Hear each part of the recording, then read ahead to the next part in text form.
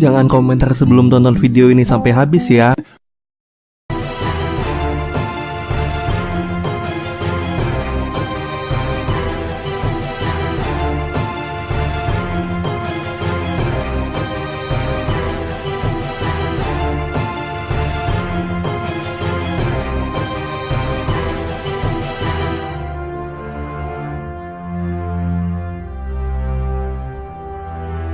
Jesus says in John chapter 5, verse 30, I can do nothing on my own initiative. You see there. Jesus can do nothing on his own. I mean, look, if Jesus was God, he'd be able to do all kinds of things on his own, right? Independent of the Father. Right? If he was a separate God. Precisely. But obviously, right here, in John chapter 5, Sam, I'm stumped. You got me. in John chapter 5, Jesus is claiming he's not God. What are we going to do with that one? I don't know. I'm probably going to become Muslim. Jesus is claiming over and over and over again, like a beating drum in this passage, to be God. So what can he possibly mean, I can do nothing on my own initiative? The point of this, is it not, is Jesus is making all of these claims about being divine. I can't do anything on my own initiative. Why? Because I'm not a separate God, Precisely. one with the Father. This all makes perfect sense, doesn't it? As a Trinitarian, because as Trinitarians, we believe the three distinct persons always and only work in perfect union. In fact, why? Because the three distinct persons are not rebel deities doing their own thing. They're three distinct persons who exist as one God, and as one God, their unity is perfect and inseparable. That's what the Bible teaches. That's why we're Trinitarians.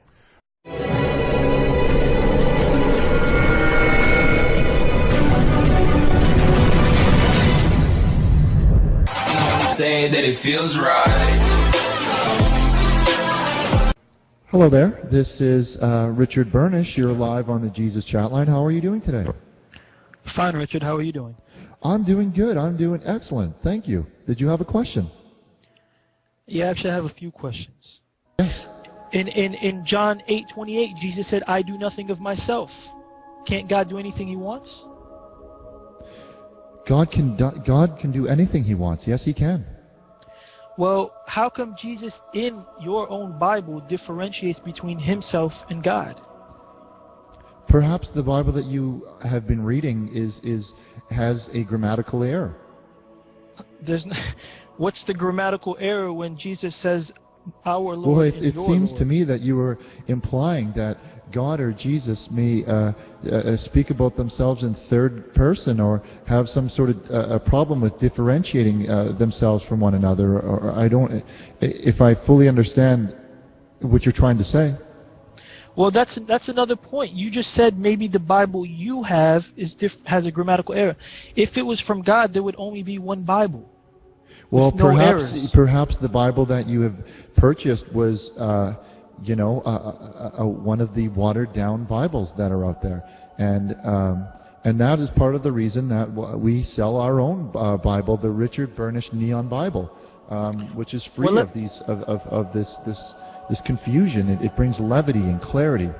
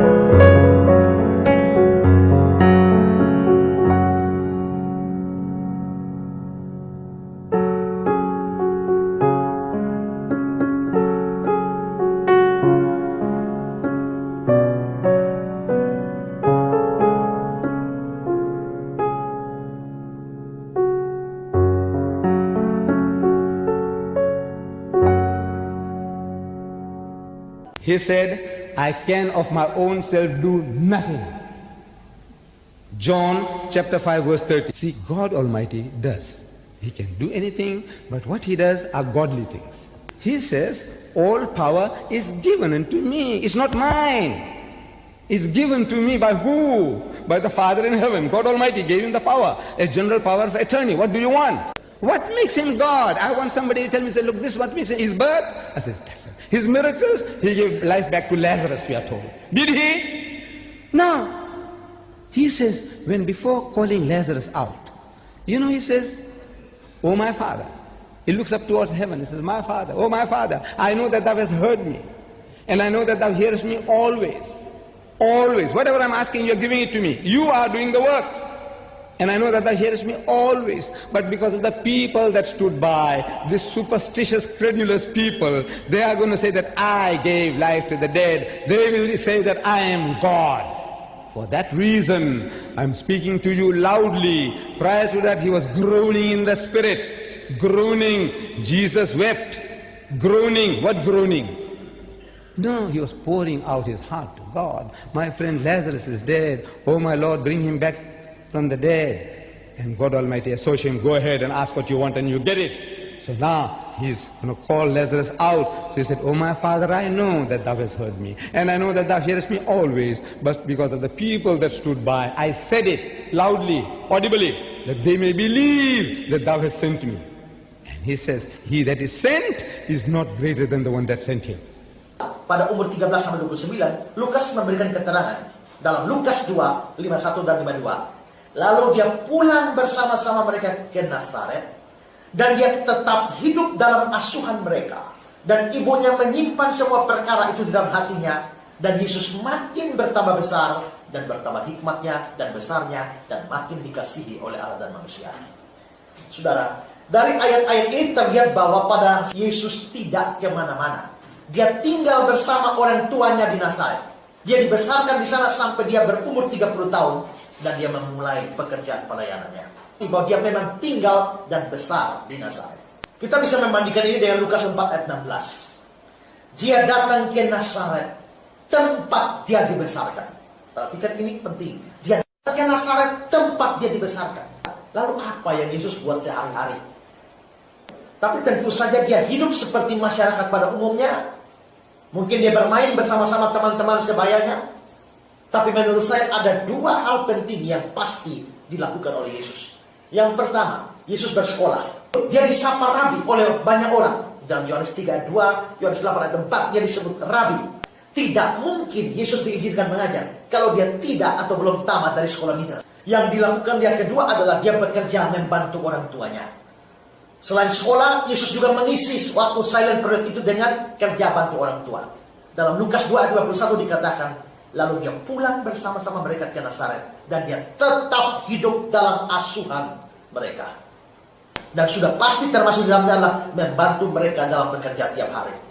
Kita tahu bahwa ayahnya Yusuf bekerja sebagai tukang kayu, dan karena itu dia dikenal, Yesus dikenal sebagai anak tukang kayu. Dalam Matius 13 ayat 55, bukankah ia ini anak tukang kayu? Tapi di bagian Alkitab yang lain dikatakan Yesus sendiri tukang kayu. Dalam Markus 6 ayat 3, bukankah ia ini tukang kayu? Itu berarti dia juga bekerja sebagai tukang kayu untuk membantu ayahnya cari nafkah. Tapi bahwa dia sendiri dikenal dengan profesi tukang kayu, sangat mungkin seperti yang diduga banyak penafsir, Yusuf ayahnya itu meninggal lebih awal, sehingga Yesus lalu mengambil alih pekerjaan tukang kayu itu. Jadi Yesus menghabiskan waktunya bertahun-tahun untuk bekerja membantu ayahnya sebagai tukang kayu. Dan setelah ayahnya mati, dia yang berdiri sebagai tulang punggung keluarga dan bekerja sebagai tukang kayu untuk menafkahi ibunya dan saudara-saudaranya, anak dari perkawinan Yusuf dan Maria setelah dia lahir, sebagaimana yang disinggung dalam Matius 13 ayat 55. Nah, itu kira-kira kesimpulan yang bisa kita berikan apa yang Yesus kerjakan dalam umur 13 sampai 29. Dia tidak pergi kemana-mana, tetap tinggal di Nazaret sambil sekolah dan bekerja membantu orang tuanya. Itu kesimpulannya.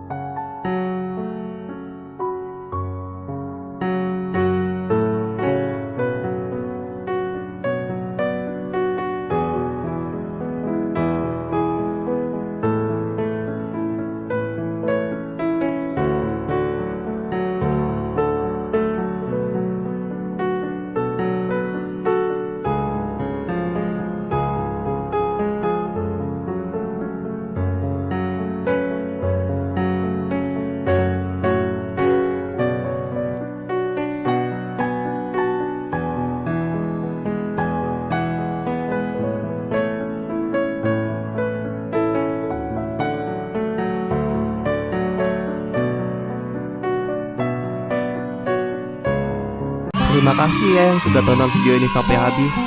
Jangan lupa untuk share video ini jika merasa video ini bermanfaat. Cek dan share juga video-video kami yang lainnya ya.